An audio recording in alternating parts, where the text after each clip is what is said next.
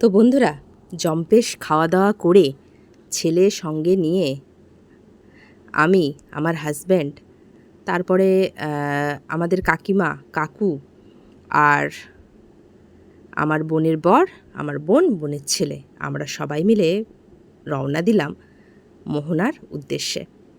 আমরা প্রথম দিন ঠিক করেই গিয়েছিলাম যে আমরা প্রথমেই যাব মোহনার উদ্দেশ্যে। মোহনায় গিয়ে দেখি প্রচুর ঢেউ সমুদ্রের। আর আমি না সমুদ্রপ্রেমী আর কি, অনেকে থাকে না পাহাড় প্রেমী, জঙ্গল প্রেমী, কেউ, আমি সমুদ্রপ্রেমী। সমুদ্র আমার বড়ই প্রিয় সমুদ্র।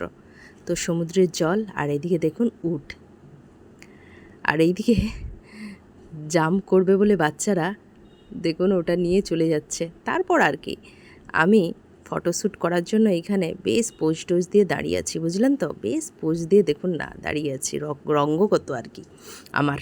তারপরে এই যে কাঁকড়া, এই দেখুন, ওহ কি স্পিড তার মাইরি, এই দেখুন, ওরে বাপ রে, তাকে ধরাই যায় না। এই দেখুন একটু দাঁড়ায়, আমিও ছাড়বার পাত্রী না, আমিও তার পিছন পিছন, সেও যায় আমিও যাই, সেও যায় আমিও যাই, সেও যায় আমিও যাই। এই রকম করার পর মানে কাঁকড়ার সাথে ছুটোছুটি দৌড়াদৌড়ি খেলার পর, কারণ খেয়ে দিয়ে এসেছিলাম তো, বেশ একটু খেলে টেলে হজম হয়ে গেল। তারপরে এইখানে দেখুন সমুদ্রের জল, চারিদিকে কত মানুষ, যেহেতু ছুটির দিন ছিল, দিনটি ছিল 15ই আগস্ট, বেশিরভাগ মানুষেরই ছুটি, আর ছুটির দিন কাটানোর জন্য সবাই একটু চলে গিয়েছিলেন সমুদ্রে।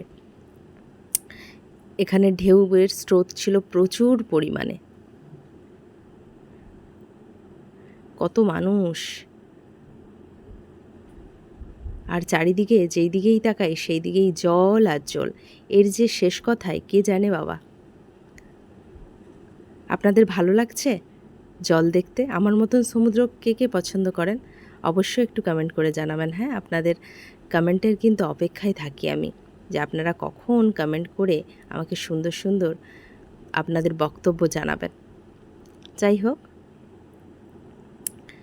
এখানে কিন্তু নোনা মাছের বাজার আছে, শুটকি মাছের বাজার আছে, ইলিশ মাছের বাজার আছে, বিভিন্ন সামুদ্রিক মাছের বাজার আছে। আমি ভাবলাম একটু আপনাদের সাথে ভাগ করে নিই সুন্দর সুন্দর মোহনার মাছের বাজারের।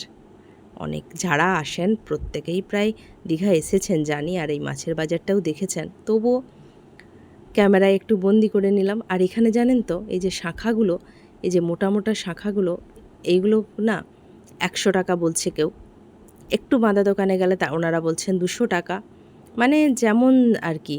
এই যে এইগুলো বললেন যে 100 টাকা, আবার আরেকটা জায়গায় গিয়ে বললেন 200 টাকা। যাই হোক, এখানে দেখলাম ডিম ভরা ইলিশ, শুটকি আর কি, নোনা ইলিশ বলে এগুলোকে, জানি না কীরকম।